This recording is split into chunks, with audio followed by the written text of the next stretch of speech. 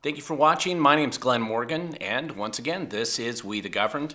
And today we are going to be talking about a subject that I've been addressing a number of times and actually have for years on this channel if you've been a regular viewer. And let's jump right into it.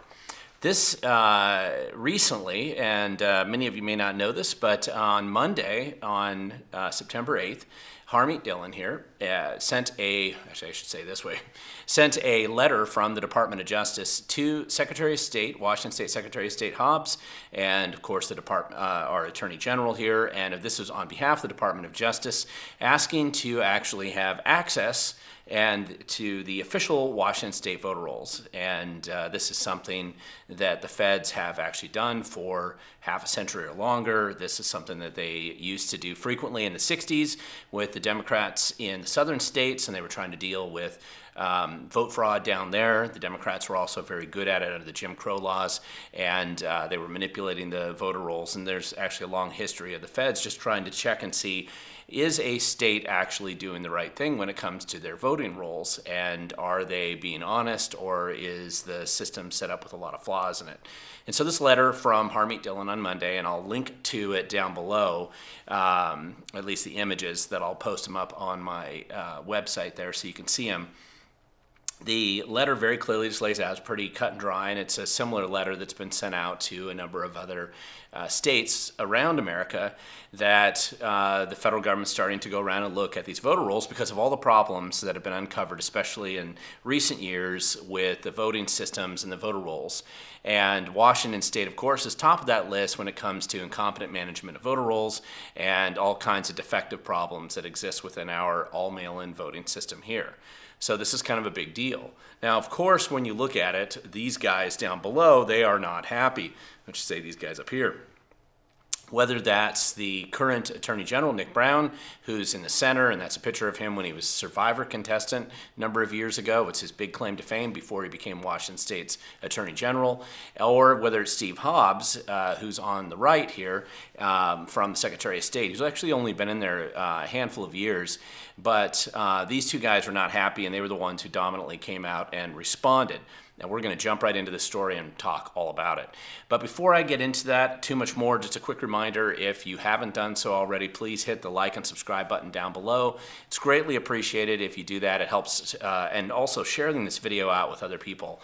I know that we're still shadow banned a bit here and there, and the government absolutely doesn't want you to watch this video, and it's important that we share it far and wide with other people so that it can be seen regardless of whether the government wants you to see this or not.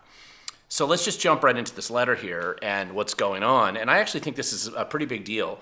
And this has been something that I've been working on for a while, but let's get into what I think we're going to have to cover in the show today. First of all, when it comes to discussing this whole issue, I'm going to be talking about why I think this is actually happening right now and why it matters. Secondly, I'm going to go into my expectations based on past behavior on how Washington State the government in general, the bureaucracy, how they're going to react, and what they're going to try to do to prevent the feds from getting the accurate information. And then finally, I'm going to explain what I believe the feds are actually looking at and what they should be looking at when they look at Washington State voter rolls. This is not rocket science. It's a basic overview of the situation, but it's an inevitable, logical question that we've gotten to with all the problems that have been uncovered over the last years and many discussions on this topic. And if you've been watching my channel at all in the last half a decade, you know this has been something that I've been working on, and I think this is a big deal, and it really deserves more attention than it's getting right now. So let's just jump into it. One of the things that I wanted to point out is that a lot of this, I think, came out of just a number of stories that I had done a while ago, and when it came to the Washington State voter rolls. And one of the things that I had done is I'd exposed the fact that there were a lot of problems with Washington State voter rolls. And eventually I did trigger Stuart Holmes to come back and respond to me. Stuart Holmes of the head elections in the Secretary of State, admitting, for example, for the first time that I've ever heard him admit, that at least 13,000 voters under his numbers, so these are under the way he defined it, 13,000 voters clearly don't have any identification of any kind at all in the system.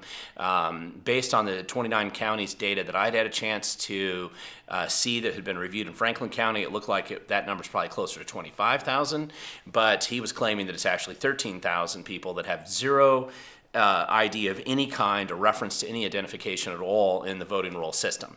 So that, I think, is a big deal, and that was one of the stories that came out fairly recently that I did a video on. If you've watched in the past, I did a whole video on the Department of Licensing, and I thought this was important because the Washington State Department of Licensing was in panic mode when the Trump administration came in and said they were going to start looking at voter roll records, because the Department of Licensing in Washington State is the entity that has been primarily focused on registering non-U.S. citizens to vote and creating all other kinds of problems ever since vote by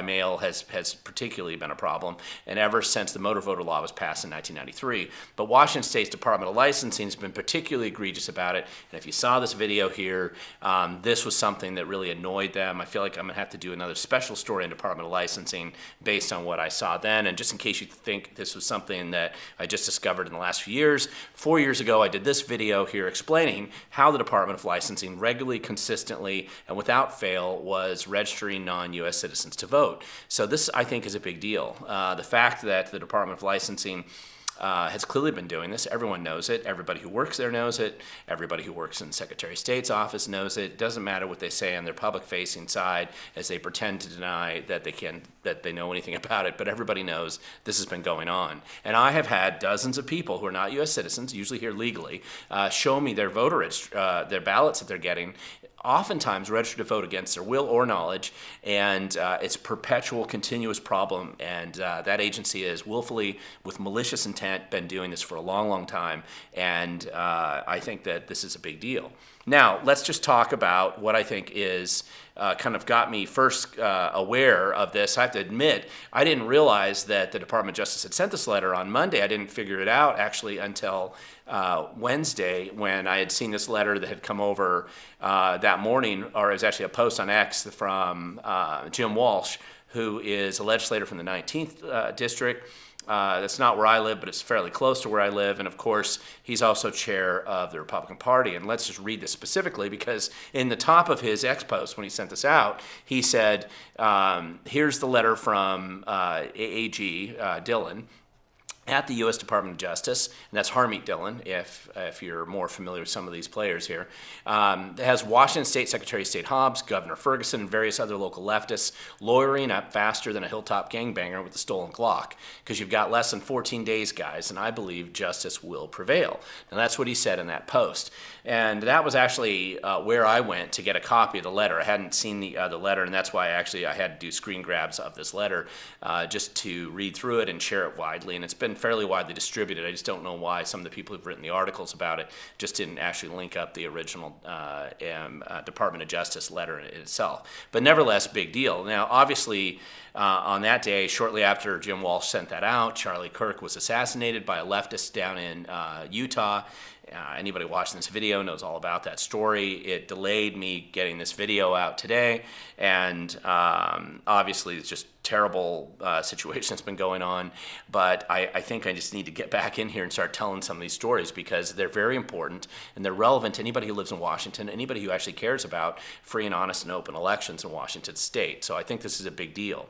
Now, let's just get into this a little bit more. So Jim Walsh sent it out, and then, of course, what you see here is Secretary of State Hobbs puts out this kind of watered-down press release, for lack of a better term here, that just says, hey, we got this letter, and woe's us, this is terrible. Why, oh why, would the feds ever want to look at our voter rolls? And even though they have every legal ability to do so, and have had that legal authority to do so for many, many decades now, we just hand-wringing, gnashing of teeth, lots of concern, right? And of course, the Olympian, which, this is funny, I mean, this was actually the title of the Olympian. I thought the Olympian went bankrupt. I didn't even know they were in business anymore. They lost their building. I haven't run into a reporter from the Olympian in a long time. And so I actually thought they were gone, but I guess they're still around. And of course, they put out the headline that is the Ferguson headline, where it says, DOJ requests Washington voter rolls, personal info, and full-throated attack on elections. And let's just consider that statement, because that that's the way that I think Ferguson and leftists, and probably Hobbs and Nick Brown as well, they're running out and say, oh, this is an attack on elections for actually going to look at our voter rolls, which everybody knows who's spent any more than 10 minutes actually looking at them knows there's something wrong here. And of course, despite all the denial inside that system, they're like, oh, it's a full-throated attack. All they're doing is they're going to look in here and see a couple of things, and I'm going to get to what they're looking at soon. So nevertheless, this is the big push. It was interesting to see that this is what Bob Ferguson wanted the media to report. Since the Olympian's still in business, I guess, it's obvious that all they're going to do is they're going to report whatever they're told to report, and that was the going narrative that Ferguson wanted pushed. And obviously, if you put yourself in Bob Ferguson's shoes right now, this guy doesn't want the feds to find out what's actually going on these voter rolls. Believe me, that's the last thing Bob Ferguson wants. He may not know all the details, but I'm going to tell you his office is in the same building that the Department of Licensing is in Olympia. They share that building together. He's been there. He was there 12 years before he jumped over and has occupied the governor's mansion. It is likely, it just defies belief that he isn't fully aware of some of the problems the Department of Licensing has been involved in. Not including the other issues that we'll also talk about here. So nevertheless, that's Ferguson's take on this whole thing. Now let's talk about how I believe they're actually going to respond here, and this is important. And this is very easy to predict. It's like watching the sunrise tomorrow. This is inevitably the approach that Washington State, all the agencies involved in this, which is really going to mainly involve the Secretary of State officially with the Elections Department there, directly Stuart Holmes, who I've mentioned before. He's the head bureaucrat of, and he's in charge of elections technically. And so those guys will be directly involved, but you're going to, of course, have Washington State's Attorney General Nick Brown involved, and you're going to have the Department of Licensing in the background, desperately trying to destroy as many records and hide as much as they possibly can. And then, of course, you're going to have Bob Ferguson overseeing the whole circus show here. And so first they're going to get into the delay. And delay is important. This is absolutely something that they're going to do, whether that's litigation. Now, litigation is just a temporary delay. Bob Ferguson likes lawsuits, so he has 800 attorneys at his disposal in that building, the Department of Justice, or I should say the Washington State Attorney General's office. And so Nick Brown's essentially just a puppet of Bob Ferguson, so he's going to do whatever he wants him to do. And they'll try to throw up some kind of smokescreen to prevent releasing these records, to see if they can maybe manipulate them before they get them to him. Even if nothing else, delaying it that long will help. And so first they're going to delay. Now, as the recent case in South Carolina showed, their Supreme Court shot down the efforts of a lower judge there, a hyper-partisan judge in South Carolina, tried to delay releasing those vote records too, but eventually they fell apart there. Now, Washington State, Supreme Court's obviously so thoroughly corrupted, I'm not sure that they're even capable of making decisions without Bob Ferguson telling them what to do. So they would just do whatever Bob Ferguson wants, but that's not going to be enough. There's a federal request. It's going to override whatever Washington State decides, or at least the decision for it, if it ends up going to the courts, is going to be in federal court. It's not going to be in the state court system. So this, I think, is a kind of a big deal, and that's what's going on here. So they're going to first shred or delay, and then they're going to get into shredding the documents or destroying the evidence.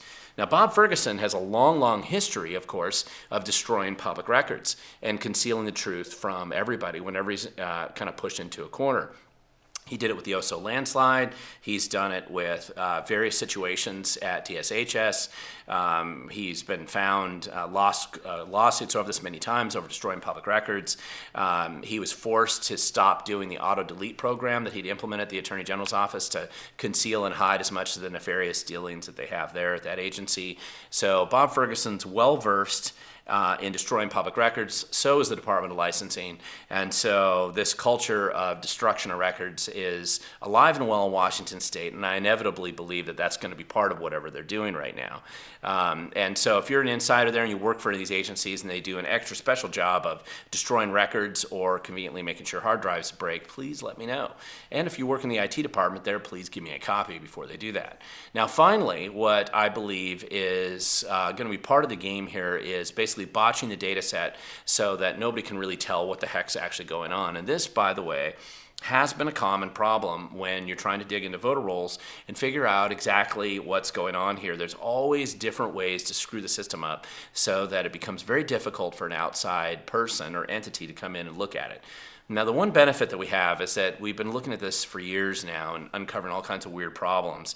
And so there is a level of familiarity with what's going on. And if there's a radical difference in what the state gives to the feds versus the copies of the voter rolls that we've had up until just a few days before they sent it to the feds, there's going to be some level of awareness, at least awareness that we're going to provide to the federal government and the Department of Justice for sure, if there's a radical difference between the two. Now, we're not going to be able to see the actual complete database that the feds get because there's going to be multiple columns in there that are not publicly disclosable, specifically Social Security numbers and driver's license numbers, probably a few other line items that would be very clearly could be used for nefarious reasons and ID theft purposes or something like that. But nevertheless, this is exactly what Washington State's response is probably going to be, the sequence or some combination of the three, and that's going to be something that we have to look forward to, but inevitably I think the feds are going to get this information. So then the question, of course, comes, what exactly are they looking for? And I'm glad you asked, because that's an obvious logical question and the first one we should be asking.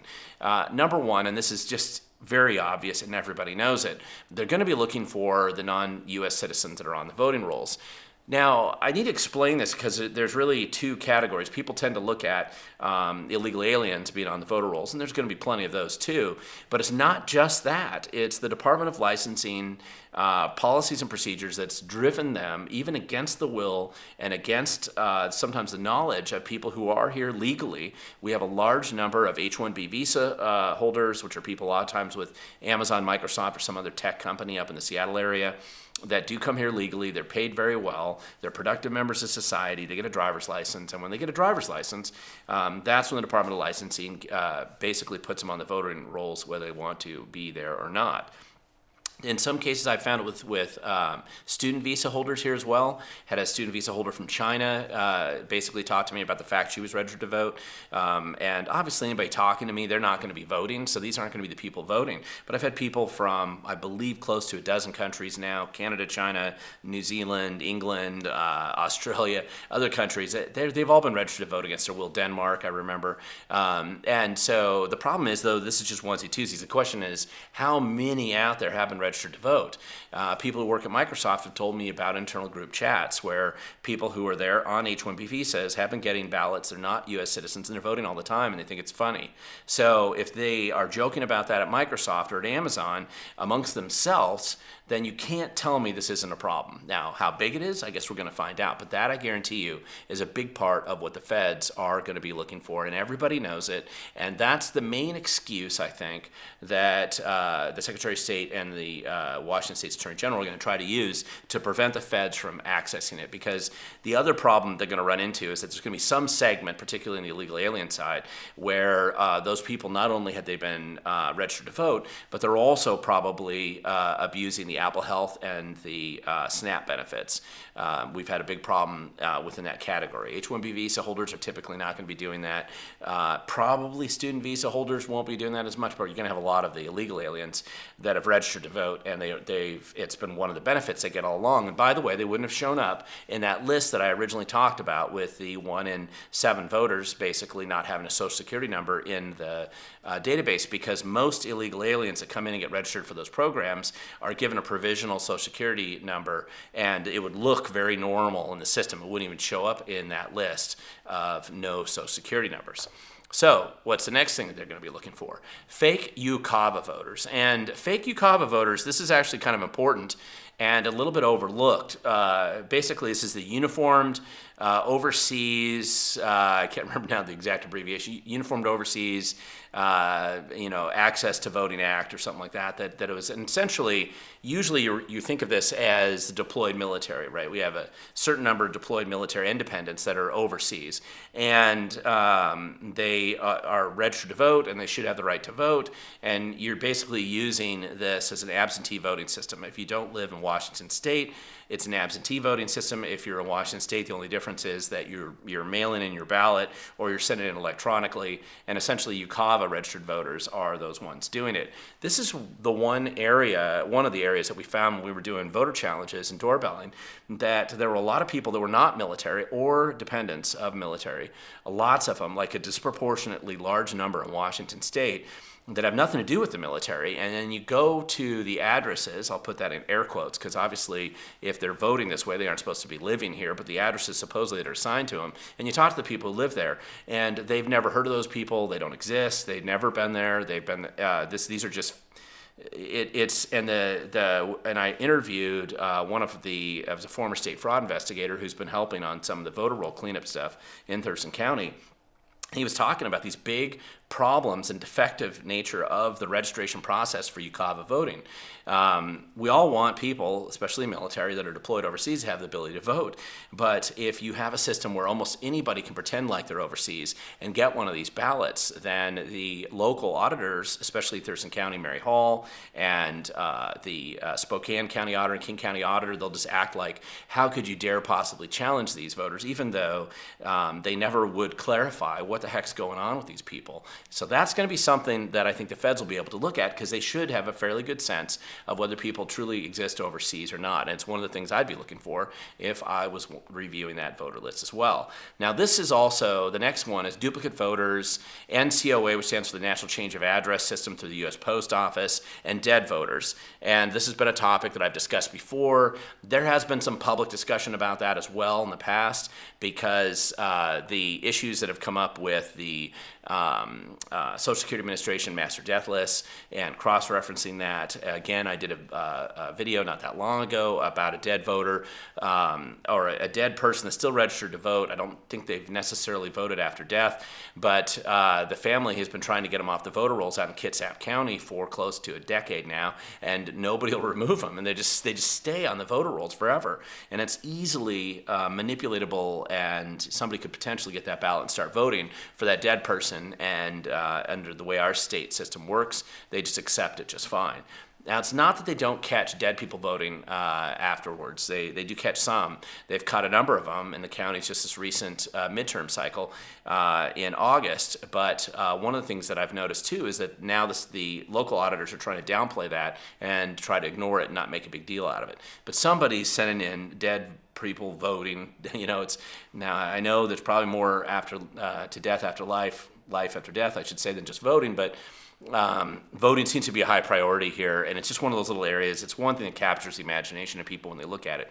It is not the biggest thing or problem that we have in Washington State, but it is going to be one of the things that the feds are going to be looking at here, and it makes sense. Finally, and this is the most complicated one, I believe, that exists, that the feds should be looking at, but I'm not totally sure. This is going to require some level of sophistication on their end, and that's looking at the inactive voter rolls. And I'm going to go back. I need to look at that. So the inactive voter list here is kind of a big deal. You don't typically see this because this is kind of a shadow list of voting of people who were at one point in time legitimate voters, but they haven't voted in a long time, and they get moved to what's called an inactive voter list. And this came out of the 2002, and you can even go back earlier in the 1993 Motor Voter Act. There were all kinds of issues related to how you don't want to be able to remove people from the voting list that are real people that actually live there. But if they haven't voted in a long time, they moved long ago, it's not like their highest priority has been basically telling their local auditor that they don't live at that address anymore. And so eventually there's got to be a path to remove them from the voter rolls. And the typical approach they do is they put them in this inactive voter list. The problem that we found, as I detailed in the Snohomish County example from a few years ago in the last video I did on this subject, there are ways to manipulate this, and there's big holes and big gaps in the system. And this is one of the reasons why when we were doing voter roll cleanup in the past, we couldn't figure out why there would suddenly be this huge batch of voters removed from the voter rolls afterwards that just voted. They would say, oh, they're inactive voters, but what do you mean they just voted? Somehow they voted. They had been on the inactive voter roll list for 8 years. Now suddenly they voted, but now you removed them. And why is that? And that Snohomish County example that I outlined in the last video is one of those examples. So anyway, that's what they're going to be looking for. Just a quick review. It may be they're looking for more than just this, but this would be the bare minimum I would expect them to look for. And so when Secretary of State Hobbs and Nick Brown and Bob Ferguson are basically pretending like they don't know what they're looking for, this is obvious, and there's nothing nefarious about this other than whatever Washington State's done to facilitate this kind of problems in our voter rolls. And that's what I believe they're going to be looking for. But of course, the next big question is, Bob Ferguson got elected to office because he planned to be doing this to us. And his plan of abusing us even more is starting to run into a brick wall because not only is he running out of money, and other people's money usually disappears when you try to run some of the programs that he's trying to run, and it's not so fun being governor when you can't put your boot on everybody's face because you're having to go and play defense with a very suspect and questionable bad behavior operation you're running. It's very hard to cover it up when somebody's actually looking for a change. And this is one of the questions that I think we're going to be asking is how long, and this is something the internal bureaucrats and the left-wing organizations in our state, they're going to be wondering how long can they actually keep the feds from looking behind the curtain? Is it possible that they can actually manipulate the data, delay it, destroy it, hide it, conceal it, do whatever games they're going to play? Can they do that long enough to hide the truth from us and from the feds? And that's the juggling act right now that our bureaucracy is involved in, particularly if you work the Department of Licensing, just kind of this corrupt black hole. They aren't just giving out fake commercial driver's licenses. The voter registration thing is going to be kind of a big deal here as well. So this is the big question. This is what they're wondering. And those of us who are observing government, we're wondering how long can they last doing that as well. And of course, then people ask, what can I do? And I'm going to talk about this a little bit here right now, as I usually do when I'm doing these videos, is that it starts with stop. And number one, stop being timid and fearful. I just find way too many people are way too afraid. Political success, change, and positive change in a society, in a state like ours, is not going to happen because you're timid and fearful. So stop being that way and be bold.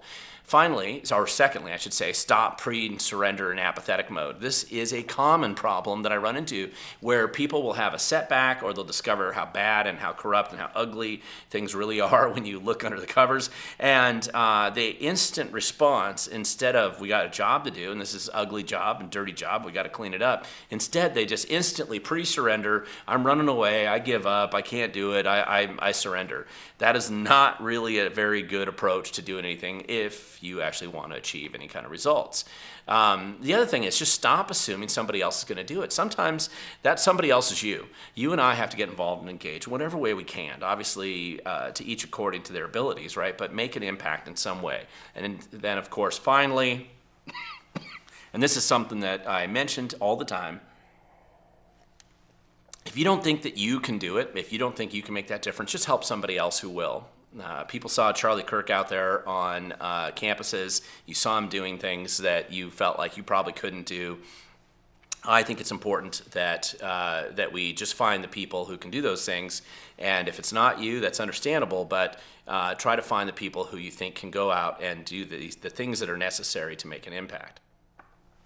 And finally, as I always say on all my videos, if you really want to make a difference, you have to be willing to show up, because in the end, the future belongs to those who show up.